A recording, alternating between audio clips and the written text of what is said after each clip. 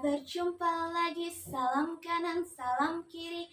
Assalamualaikum, waalaikumsalam. Masya Allah, Alhamdulillah anak-anak hari ini Ustazah Eni dapat menjumpai anak-anak lagi dalam keadaan sehat walafiat untuk melanjutkan pembelajaran kita, yaitu pelajaran PAI. Anak-anak di rumah apa kabarnya di hari ini? Masya Allah, semoga selalu Allah berikan kesehatan, keselamatan, dan kebahagiaan dimanapun anak-anak berada. Nah, anak-anak, selama masa pandemi ini semoga anak-anak tidak berkecil hati ya. Walaupun kita melaksanakan pembelajaran dari rumah, Ustazah Eni harapkan anak-anak tetap semangat, tetap ceria untuk melaksanakan pembelajaran kita. Nah, anak-anak masih ingat protokol kesehatan dalam rangka COVID ini? Iya, kita tetap mencuci tangan kapanpun dimanapun ya, kita selalu terjaga keamanan dan kebersihannya. Yang kedua, iya, pakai masker. Kalau anak-anak sedang keluar rumah yang akan melakukan aktivitas yang mendesak, yang nggak dilakuin, harus keluar rumah Ustazah, jangan lupa pakai masker. Yang ketiga, kalaupun anak-anak boleh keluar rumah sama ayah bunda, dan tetap harus menjaga jarak dengan orang asing, orang yang tidak kita kenal, dan kita tidak tahu orang itu sedang sakit atau tidak. Nah, semoga saat kita menjalankan protokol kesehatan ini, kesehatan kita selalu terjaga dan Allah selalu lindungi kita dimanapun kita berada. Nah, anak-anak, agar apa yang kita laksanakan hari ini dan apa yang kita pelajari hari ini mendapatkan ridho dari Allah, mari sama-sama kita buka pembelajaran kita hari ini dengan melafazkan basmalah, Bismillahirrohmanirrohim, dan doa sebelum belajar. Raditu billahi robba wa bil islami dina wa bi muhammadin nabiyya wa rasulah wa bil qur'ani imama wa hukmah. Nah, amin ya robbal alamin. Semoga dengan pembacaan doa tadi, apa yang kita pelajari hari ini dapat banyak manfaat dan bisa kita terapkan dalam kehidupan kita sehari-hari. Oke? Hari ini Ustazah Eni akan melanjutkan materi kita selanjutnya, yaitu materi tentang kisah keteladanan Nabi dan Rasul. Nah, kisah Nabi dan Rasul yang akan Ustazah Eni angkat berikut ini adalah kisah Nabi yang juga mendapat julukan Bapak para Nabi. Anak-anak tahu siapa yang mendapat julukan Bapak para Nabi? Iya, Nabi Ibrahim alaihi salam. Nah, anak-anak, karena kita sedang melaksanakan masa pandemi, sedang mendapatkan ujian dari Allah.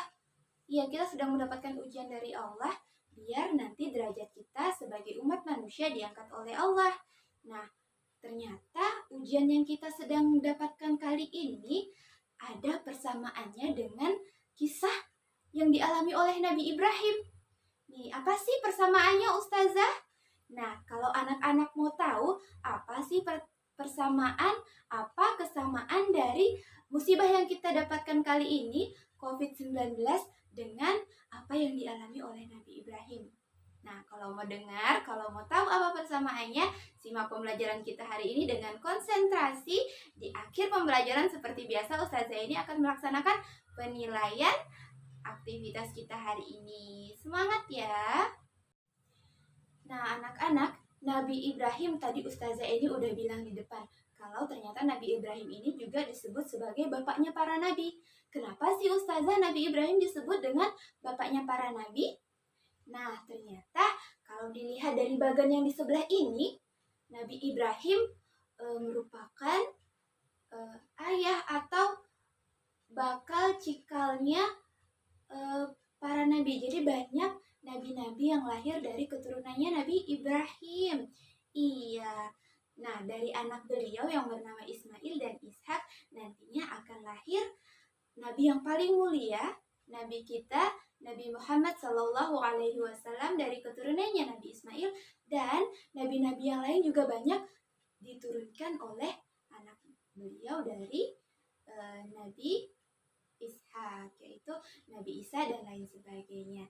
Nah, anak-anak, biar kita membantu pembelajaran kita kali ini, anak-anak semoga masih ingat nih dengan nama-nama 25 nabi yang wajib kita hafalkan dan wajib kita imani.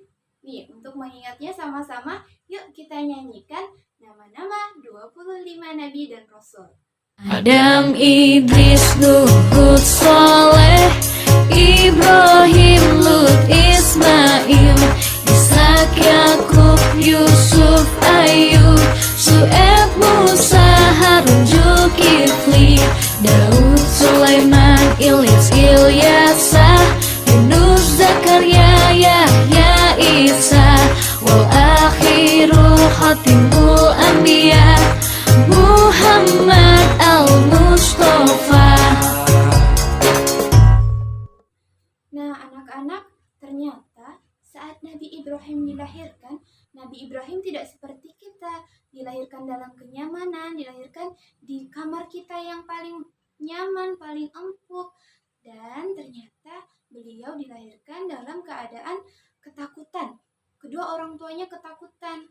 Kenapa kedua orang tuanya ketakutan?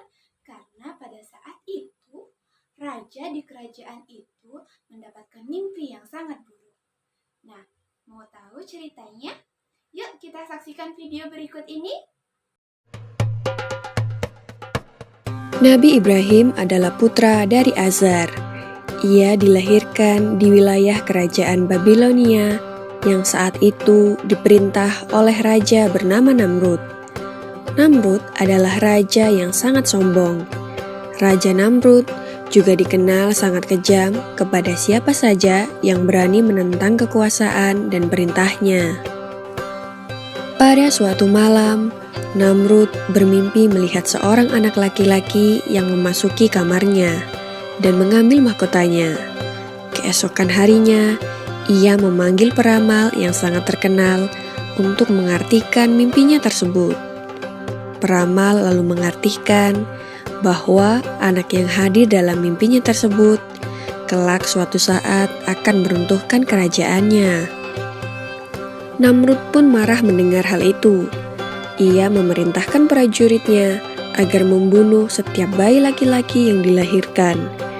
Azar, yang istrinya saat itu sedang mengandung, begitu khawatir akan keselamatan bayinya.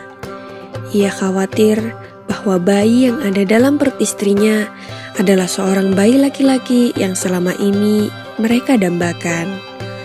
Untuk menyelamatkannya, Azar mengajak istrinya bersembunyi di dalam gua yang jauh dari keramaian. Di gua itulah kemudian bayi tersebut dilahirkan dan diberi nama Ibrahim.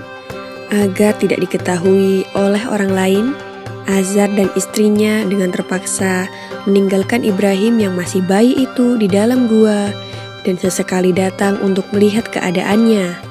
Hal itu terus dilakukan hingga Ibrahim tumbuh menjadi anak kecil yang sehat dan kuat atas izin Allah Subhanahu wa Ta'ala. Bayi Nabi Ibrahim dapat hidup dan tumbuh di dalam gua karena pertolongan yang diberikan oleh Allah Subhanahu wa Ta'ala. Ibrahim dapat menghisap ibu jari tangannya sendiri dan keluarlah air susu yang sangat baik. Itulah mukjizat pertama yang diberikan oleh Allah kepada Nabi Ibrahim alaihi salam. Hidupnya yang cukup lama di dalam gua tentu membuat Ibrahim kecil sangat terbatas pengetahuannya tentang alam sekitar. Ketika beranjak remaja, Nabi Ibrahim akhirnya keluar dari dalam gua. Ia begitu terkejut melihat pemandangan alam yang begitu luas dan indah. Di dalam ketakjubannya itu, Ibrahim berpikir bahwa alam yang sangat luas dan indah itu pasti ada yang menciptakan. Maka Nabi Ibrahim melakukan perjalanan untuk mencari keberadaan Tuhan. Ia mengamati lingkungan sekelilingnya, namun ia tidak menemukan sesuatu yang pantas dijadikan Tuhannya. Di siang hari, Ibrahim melihat begitu cerahnya matahari menyinari bumi. Ia berpikir, mungkin matahari adalah Tuhan yang ia cari. Tetapi ketika senja datang dan matahari tenggelam, gugurlah keyakinannya akan matahari sebagai Tuhan. Sampai akhirnya malam datang dan bintang di langit bersinar yang membuat suasana malam menjadi lebih indah dan terang. Nabi Ibrahim pun mulai berpikir, apakah ini Tuhan yang aku cari? Ia menatap bintang-bintang itu dengan penuh rasa bangga. Tapi ternyata ketika malam mulai berganti pagi, bintang-bintang itu menghilang satu persatu. Dengan pandangan kecewa, Nabi Ibrahim melihat satu persatu bintang-bintang itu menghilang dari langit dan berkata, "Aku tidak menyukai Tuhan yang bisa menghilang dan tenggelam." Memasuki malam berikutnya, bulan muncul dan memancarkan cahayanya yang terang. Nabi Ibrahim menduga dan berkata, "Inikah Tuhan yang aku cari?"